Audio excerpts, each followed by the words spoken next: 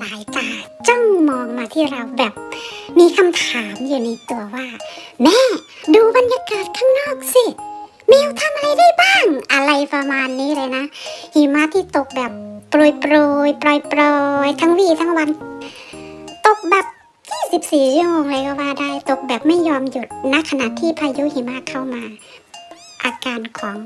ออสตินสุดหล่อประจำบ้านเราก็จะประมาณนี้